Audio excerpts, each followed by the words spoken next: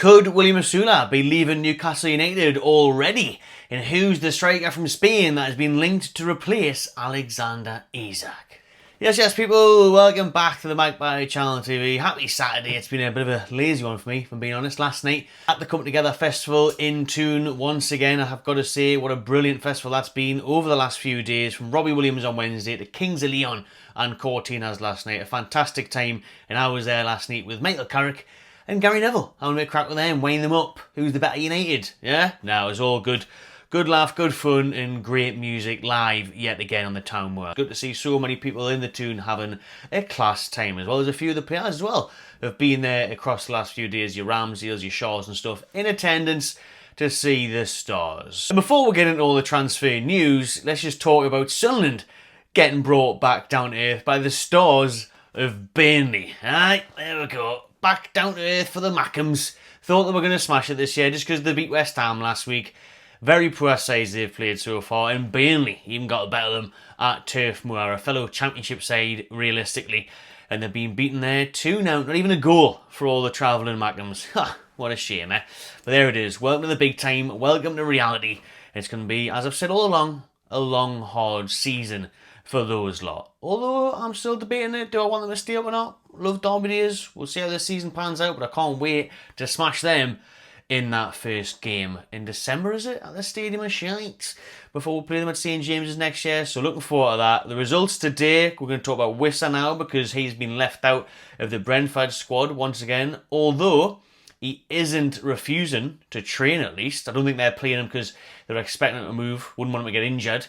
And Wissa's camp here are still confident that a move will happen in Newcastle in the next few days. But he has been back training with the squad. Keith Andrews, their coach, confirmed that yesterday, and he said he actually owes him to stay. I quite liked how blunt Keith Andrews was in his response to Wissa. He was saying he owes me to stay, I want him to stay and all that.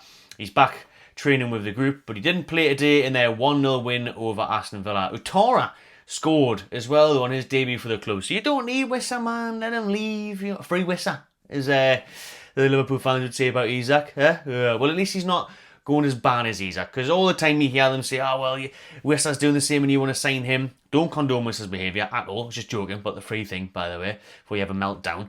Liverpool fans, Man U fans, all the rest of it, all the trolls, yeah? But it is much worse what Isak's doing, because at least Wissa is training with the group and hasn't went on as bad as Isak has. But never mind Isak anymore, right? We're sick of it. Well, if there's a resolution there, there's got to be. With only a week or so left of the window, and Newcastle are now targeting Sorloth to replace Alexander Isak. The £30 million is the price tag that Atletico Madrid have slapped on the striker's head, and he himself also wants a move. Now, Sorloth was an interesting one because when he was in the Premier League, he wasn't that good, was he? But then again, neither was Gyökeres, and now he's went Arsenal for big money. So with Sorloth, I quite like the signing. You know, Eddie Howe's obviously targeting a big, massive Scandinavian up front for next season because he's obviously trying to get Strand Larsen from Wolves, who missed a bit of a set of the day. His head's not in it, wants to move. Free Larsen. And now they're obviously moving on from him because of Wolves saying he's not for sale, unless they go ahead and whack a huge bid in. They're moving on to Sorloth at Atletico Madrid. Now, he did actually get 20 goals last year in the Liga, so that's a very decent return for someone that wasn't always starting as well. So I don't know, this could be a good option for Newcastle, especially at 30 million quid. I mean, we can't even get Wissa for 30 million quid, not even 40 million quid. The price tags are absolutely through the roof these days. So if you're talking about maybe a steal, a Sorloth steal there, that's what it could be, you know, a really good option, a cheaper option. And maybe Sorloth should more so be the Wilson replacement for me. He's obviously not Isak's level, but then again, who is? If you're not going to try and go for a Gonzalo Ramos, who again, still isn't anywhere near Isak's level. Sorloth, let us know what you think of him in the chat. Listen, he has done pretty well over there in Spain. He has done decent at international level for Norway as well. So I think it'll be a canny move. It doesn't get us massively excited, don't get us wrong, but it's alright. And at this point, we are getting desperate because we're so close to the window closing with no bloody strikers. The one striker we do have, apart from Isak, who's obviously refusing to do his job, is young William Osula. Or do we even call him young anymore? Because he gets away with it a little bit, doesn't he? Because he's a good dancer, got good crack and everything. But he's 22 now, and Eddie Howe clearly doesn't rate him. Sorry, like, he clearly doesn't. Listen, he barely played him last year. He hasn't really played at all in pre-season that much when we needed someone. You know, he kind of got a bit of a chance here and there, hasn't really took it. Doesn't look like he's ever going to necessarily be a goal scorer. Apart from Birmingham in the FA Cup and obviously Premier League goal, only goal against Ipswich last year, great header. Yeah, he has been playing him out wide on the right where he's looked a bit of a threat, looked a bit lively, but he just cannot be trusted by Howe clearly because he just doesn't really rate him and hasn't really picked him. You know, they've worked on him now at the training ground for over a year. So since we're signing from Sheffield United for what, 10, 15 million quid, and we're desperate at the minute, you've got Gordon leading the lane. I think you're more likely to see either of our wingers being our number 9 before you see Osula actually play as a striker. You know, your Barnes will play there. Alanga's played there before back in the day. So it's going to be anyone but Osula by the looks of it. And that's linked him to moves to Germany. Sky Sports Germany are reporting that Bayer Leverkusen are wanting to sign Osula. There's links to permanent deals as well as a loan, but there's loads of clubs interested in him, in Germany specifically. And you know what I mean? That would be a good move for him. You could see him doing better in the Bundesliga, maybe in the French league. It just doesn't look like he's going to quite crack it at Premier League now. He's had a year under the coaching team there. I know he hasn't really had a great run of games, and maybe there's a decent player in there, but I'm just not sure if he's going to hit the heights that we require and in a top 4 battle and stuff. Don't get us wrong, maybe he should be able to swap deal for bloody Wissa and a bit of cash, and he could be probably playing for a Brentford or something like that. But for Newcastle United, chasing top 4, it's just not really looking like Osula's going to get that chance to do that, to be honest with you. Let us know what you think on Osula. Now, I wouldn't mind loaning him out, giving him loads of game time, getting some experience in, playing in a competitive league, get his confidence up, and then coming back to the Toon next summer.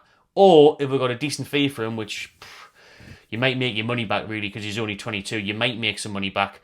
If you could get that in, put that towards a striker that we obviously do fancy, a Wissa, a Sorloth, a Strand Larson, and whatever, yeah, then you could make that happen. That could be a sensible choice. But Osula heading out just shows how much he's not in Eddie Howe's plans when we've got no strikers and the only one left there who's willing to play is being allowed to leave. You know, isn't in thoughts, isn't in the plans of the team. So that tells you the story right there on William Osula.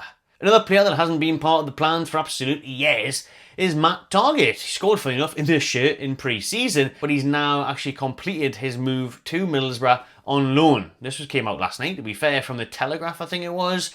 Other reports like Sky Sports and that are saying he is in talks. There has been nothing finalised yet. I don't think what they're saying, but the Telegraph and others are saying the deal is done. Targett is going to Middlesbrough, and that is a loan deal. However, after 1 year, his contract runs out, so this will be his final hurrah at Newcastle United, where it just hasn't worked out at all. Now, he was a very good loan signing for us, to be fair, when we battled off the drop in that first season post-takeover. He did really well. We signed him on a permanent, and he never quite got going, and many fitness issues, eczema issues, all the issues. Couldn't get in the team. Obviously, you know, Bain was there, now Hall's there. So he's had, it's a lot of competition for him, but he's just never really done it either when he's been given the chance on the pitch for me, and clearly for the team. The coaches there as well, they feel the same way, as he is now surplus to requirements, even with all the games we've got in this upcoming season. Well, the season we are in now. Can't wait for Monday night to play Liverpool. What an atmosphere that is going to be. So, do you think Newcastle made the right decision on Targett there? And what do you make of his time at the Mags? But I tell you what, it looks like Newcastle dodged the bullet on James Trafford, by the way. I mean, I always said I preferred Aaron Ramsdale, you know, never in doubt, really. But if you watch that lunchtime kick-off the day, my days, Trafford had an absolute nightmare. I mean, some of the defending from Man City didn't help him, but some of the stuff he was doing when he was coming out and with his feet, and he handballed it. It bounced off his arm outside the box, and they got away with that. City on the payroll there, or what, and it still didn't matter as they got beat 2-0. But Trafford really struggled. He made a couple of good saves, but in terms of what City expected and what we expected, why I wanted to bring him in as a ball-playing goalkeeper, he wasn't doing it the day. Like, he had blunder after blunder, and maybe it does show that the step-up is too soon, especially to a Man City at his young age to come in there. He still really needs a good test in the Premier League after being there with Burnley a couple of years ago and going down. It's a big ask for him to come into Man City, play there, big team, big expectations, Pep Guardiola, and Spurs always seem to have Man City's number, to be honest. So that was the lunchtime kick-off. We've run through the 3 o'clock one, just Arsenal Leeds this afternoon, and then Newcastle on Monday. So more to come over the weekend on that build-up to the big game on Monday night. We'll be there. And of course, any transfer news will bring you it here on the Magpie Channel TV. So please do subscribe to the channel, give it a like, and I'll see you on the next one.